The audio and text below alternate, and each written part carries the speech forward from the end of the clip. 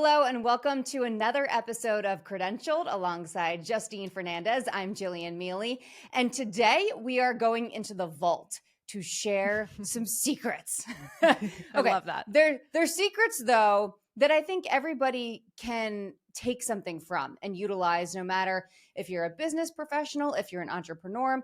We're talking about how to own a room and our 8 tips for being memorable. And if you're listening to us, you're not actually seeing our first tip. If you're watching on YouTube, you're seeing it. We're both doing it. Justine. We are smiling. Big smiles. Yes. The first tip. And a lot of these tips, Jillian, actually are not that difficult. They are small things that I think anybody could put into practice right away. So, why is it smiling for you?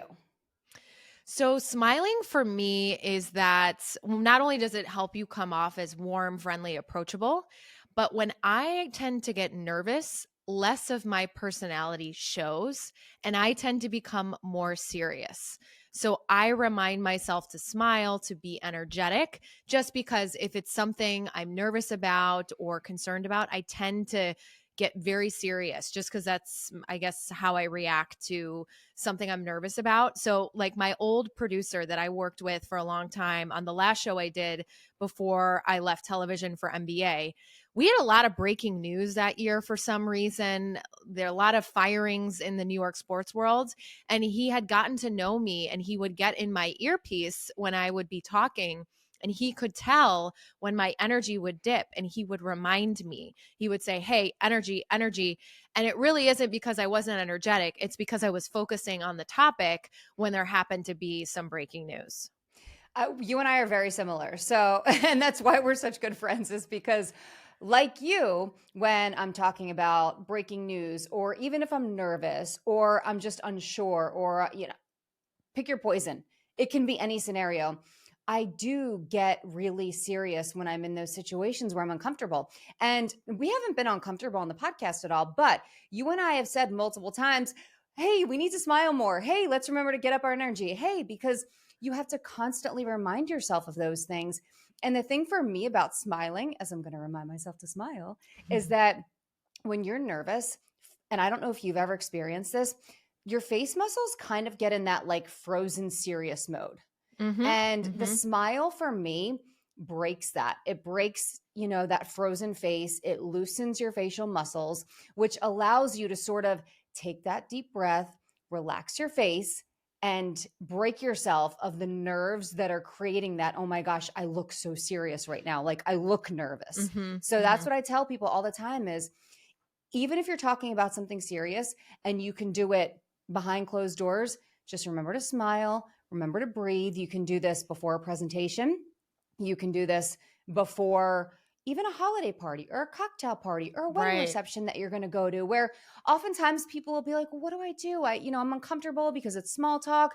Smile, breathe, and it'll be fine. Exactly. Because sometimes when you're not smiling, people read it differently of, oh, they're uncomfortable or they're unhappy. So I always default to smile more than you think you need to. That's a good tip too, because sometimes you think you are, and then you're not giving it your fullest effort. And it can feel uncomfortable to like smile too much, but really no one else notices. They just notice you're smiling. Mm-hmm. Mm-hmm. You look happy to be there, excited to be there.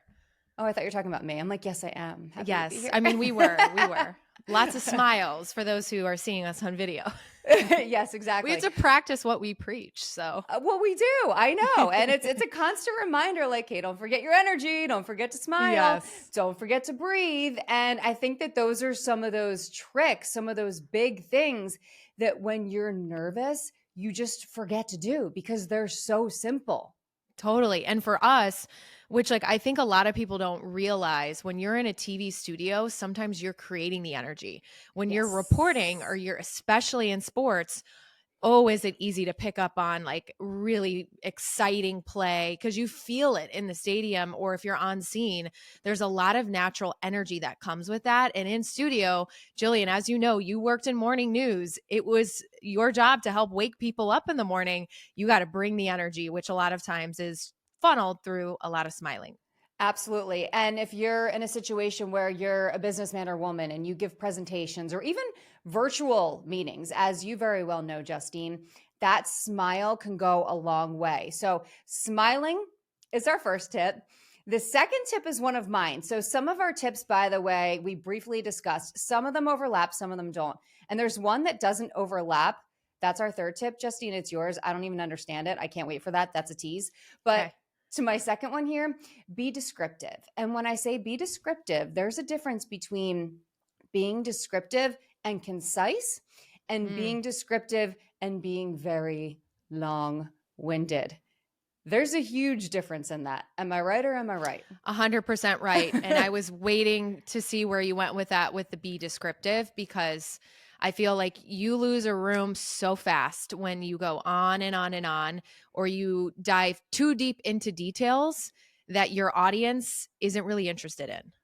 Yes. And that's part of the reason why we keep this podcast pretty short, actually. We discussed different lengths for this and we came up with a range of time that we like because we talked about it. And we're like, you know what? When you go too long on things, that can be a podcast, that can be a conversation, that can be a presentation, that can be a story that you're telling. When you go too long on things, especially these days where people have like the shortest attention spans, you can lose people.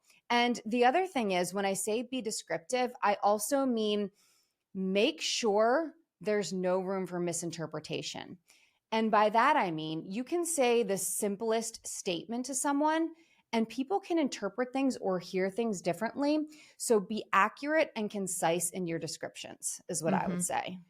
Yeah, and especially if you think about corresponding over email or messenger, those are the things that sometimes can get lost. And I know when I work with senior leaders, a lot of times we'll ask, like, how much are you relying on that? Because really, you should be having conversations in person. So you can pick up on the smiles, you can pick up on the gestures and all of that. So especially in person, thinking about how are you conveying that? Okay, so this next tip is yours. And I didn't see when we talked about this conversation it involving toes. So I have a secret tip, and I share this with people in broadcasting. I shared this with family members. I've shared this with leaders I've worked with, because believe it or not, public speaking is a huge fear. Sometimes it's even more so than death. So it is natural to be nervous. And I remember I was doing my very first live shot in television.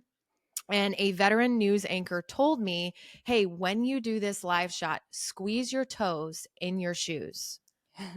Because what happens, you talked about smiling and the way our bodies respond to nerves. It takes the nervous energy that sometimes can come out in your voice, in your hands, in your face, even. And because you're squeezing your toes, it kind of focuses that nervous energy. That's so interesting. So, why do you think it's the toes, though? You can't see them. You're kind of rooted. So nobody knows you're, hey, squeezing your hands. Or some people will do like have other things where they'll hold on to a paper or little things like that to kind of channel that nervous body energy. But Hmm. I find squeezing your toes is effective because nobody's going to see you clutching or clenching, because sometimes people's faces even shake or Yeah. their voice or something like that. And I think it can help kind of channel that nervousness and grounding. It's kind of focusing the energy. You don't want to like white knuckle the podium. Right, right. Yeah. That's not a good look. Well, actually, you say somebody, people can have that one thing, whether it be a piece of paper or something that's sort of a safety blanket. For Hmm. me, it was always a pen. Actually, I have one. I literally have one here, like on the table next to me. I don't know why I'm not writing anything, but when I would be at the anchor desk or I'd be out on the field reporting, I'd always have a pen with me. And it was sort of that I would move it around a little bit. Maybe that's what channeled my nervous energy. But for me, it was that. And going with that theme of channeling that energy, this is a question I'm asked a lot. I'm sure you are too. It is okay to move your body. It is okay to move your hands, to move your arms, because if you're not doing those things, then you don't look natural.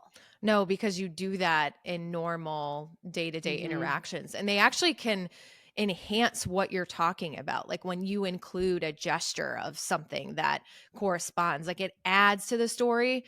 Now you don't want to, it's like a Goldilocks sort of things. You want to be in the right of, you don't want to be making a gesture or moving every single second. You kind of want that What do you mean? You don't want me all over the place? right balance of like what feels natural. I agree. Okay. Can I tell you a story? Always. I have your attention now, don't I? Oh, see, I didn't even. Speaking of teases, we teased the toes. Yeah. Okay, points on the board for Jillian because no, I did not know that was coming. Ding, ding, ding. Storytelling is our fourth tip. And this is one that we both wanted to talk about. I love doing that. I love doing that. I do that to so many people. It breaks the ice, it gets you to laugh. It gets you out of your shell. If you can tell a funny story, it gets the crowd laughing. It gets that engagement factor going. And I think the biggest thing for me is it makes you memorable. Justine, you know this. You work with senior leaders. You give presentations all the time. There's nothing more dry and boring and not memorable, in my opinion, is if you just stand up there and spew a bunch of statistics or data and it's dry, it's not exciting, and you're not telling the story behind that data, behind why you're talking about this. The story is supposed to go along with the data and the stats and the facts, but make it memorable and give people something to walk away with. And sometimes, Jillian, I think people put storytelling maybe in the soft skills camp and they don't prioritize it. It is incredibly effective. If you think about humans, we have been telling stories since we sat around a fire in the caveman days. Our brains remember stories. And so when you tell a story, they remember what you were talking about. They remember probably the high points of your story, or, hey, remember when so and so told us this? And guess what? Then they remember you. Absolutely. And so let me ask you this. Do you like to start with a story? Do you like to weave stories in? Do you like to finish with a story? Like, how do you feel about that personally? I think it may depend like on the topic or the presentation. I think it's a great way to start a presentation, to get people Agree. hooked, to bring people in. I know I just did a presentation recently, and this sounds really small. And this actually is my point around storytelling, and that sharing a bit of yourself, because then they'll remember Yep. you. It creates trust. It requires some vulnerability, which inherently creates more trust, and it creates that stickiness. So I did a presentation recently, and the only thing I did in introducing myself was saying, I recently got married. I showed a picture from my wedding, and I said, I'm having a really hard time remembering my last name because I just changed it. And these are my flower girls. And nobody tells you as a bride that you don't get to see the flower girls come down the aisle. And now Aw. I bet they probably don't remember anything I talked about in that presentation, but they're going to remember, hey, remember she just got married and she had that picture with the cute flower girls. So these are the little things that even if you don't have a ton of time that you could work into storytell. Absolutely. Stories, going back to my second point here, is they don't have to be long. Keep things concise, keep things descriptive, but they can be so powerful because you're right. That's what people remember you by. And I think stories give the opportunity, it's not always a guarantee, but it gives an opportunity to have a relatability factor with somebody. Mm-hmm. So whether you're working in business and it's sales and the person on the other end of the call or in front of you at the other end of the table might maybe relate to something that you just talked about in a story, or if you're giving a presentation to a whole room full of people, I'm sure whatever story you tell, someone in there, if not more than one person, is going to find some relatability factor. And when you have that relatability to another person, I don't know about you, but it makes me more apt to want to listen to you, to want to hear what you're saying, to pay attention, to ask questions, to be more engaged in you, because now all of a sudden I have this connection. It builds trust. And Jillian, we talked a lot about AI. These are the things that AI cannot replace. Yes, they might have a robot telling the scores of a golf outing, or they may be able to synthesize data, et cetera. That personal human touch of being able to storytell, being able to capture the hearts of that audience, that's really hard to replace with AI or any other tool that comes out. Absolutely. And this is not a tip on our list, but it goes along with storytelling. So it's under this umbrella. But when I go into a conversation or a presentation, I try and think beforehand, how do I want people to feel? on the other end of this. And when you can figure out how you want people to feel, then you can figure out the appropriate stories to tell. And I think that's important to think about too. Yes. Thinking about the audience ahead of time. A small thing, again, add 10 minutes, 15 minutes before a big meeting or big presentation or even an email to really think about, hey, how do I want the other person on the end of this to receive it? That we don't Yep. often make the time for. Yeah. No, you're absolutely right. Absolutely right. If I can say that. Okay. Next one. Tip number 5. Start strong, end strong. Again, I know that seems simple, but I'm going to give you this context. Have you ever seen a movie and you said to someone, or someone has seen a movie and has said to you, hey, the beginning and the end of that movie really sucked, but the middle was awesome. You should see it. Never. Never, never. Never. So that's why I say think about your presentations or your conversations or your meetings in that context of a movie. You've got to have a good beginning. You've got to have a good ending, because the beginning is what warms everybody up to you and builds that trust, as you talk about. The ending is what people walk away thinking about. hmm And so you still have to, yes, you should still be strong in the middle. But I'm just saying, when you're thinking of the most important parts, the beginning and the end, you've got to work on and get those done and nail those and prepare hmm those. I would argue prepare those the most. Yeah, and it's actually backed in how our brains work. Again, I'm not a neuroscientist, but there is You're a such not? thing.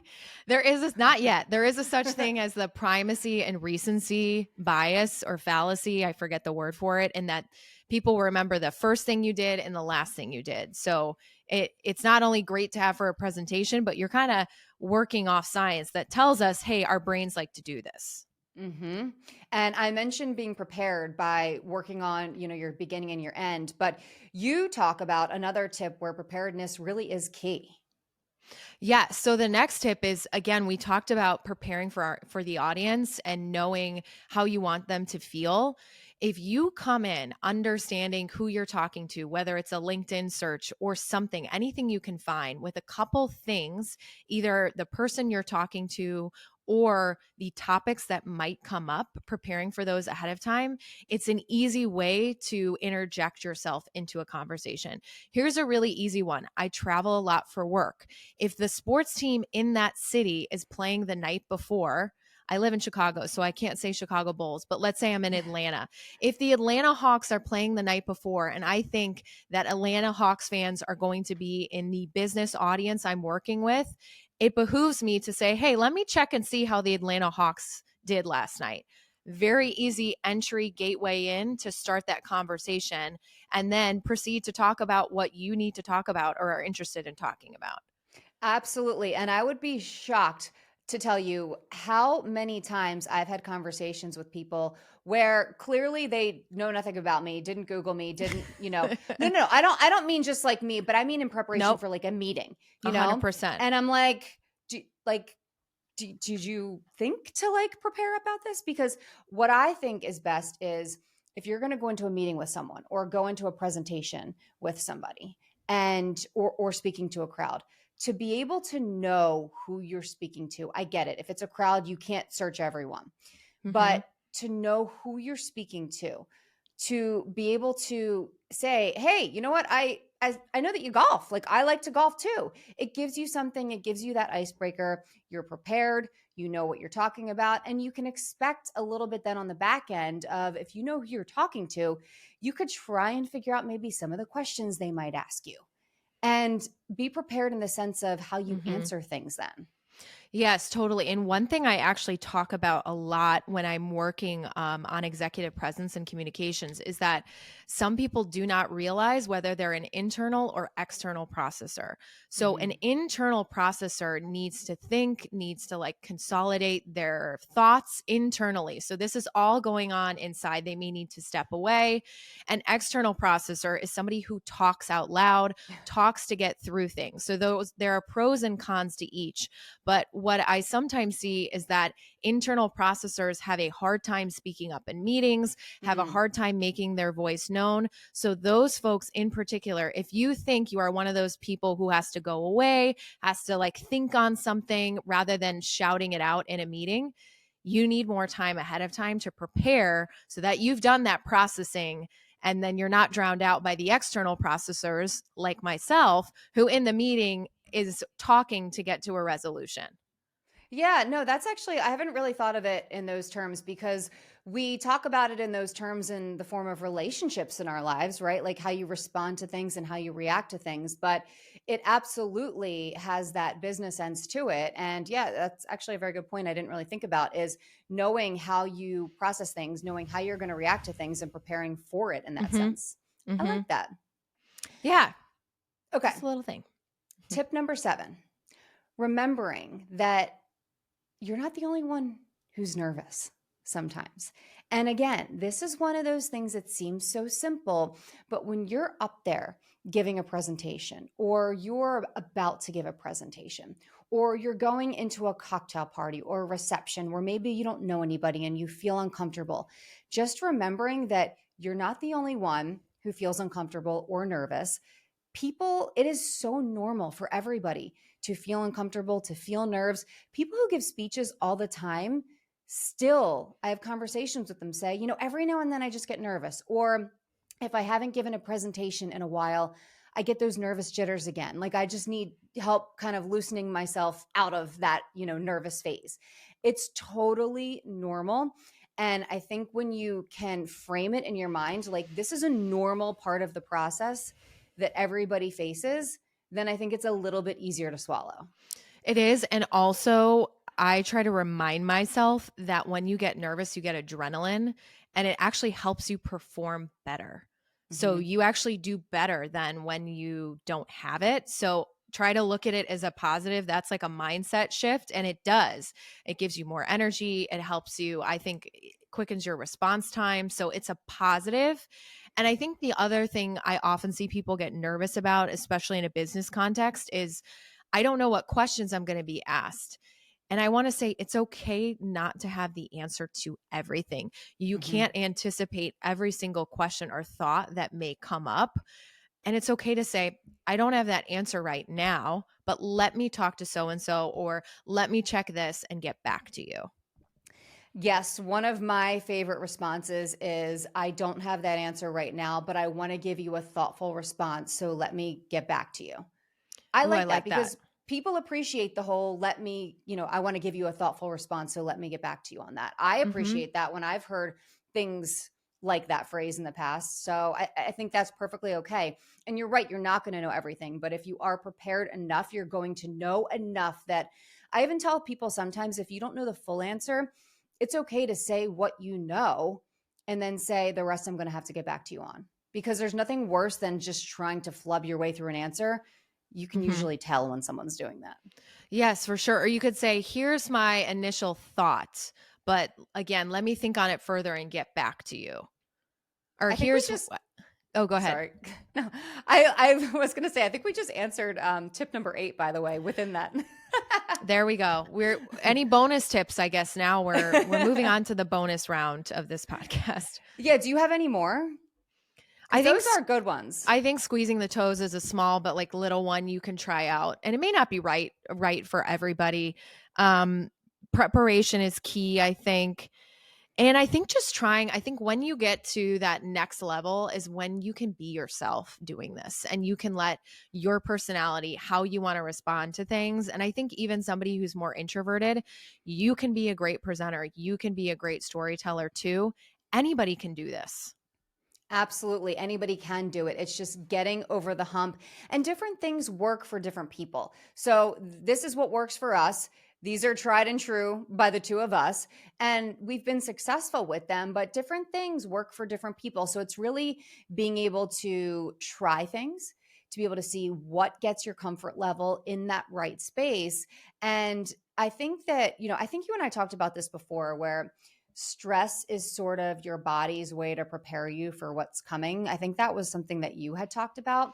I do look at the nerves for presentations and for meetings and things in that same sense too. It's just a normal part of your body preparing itself for that moment that, by the way, you're going to crush. Ooh, I like that. Ending on a high note. Ending on a high note. Absolutely. Okay, well, there's much more where this came from. Those are our top tips. We hope you enjoyed this episode of Credentialed. We'll see you next time.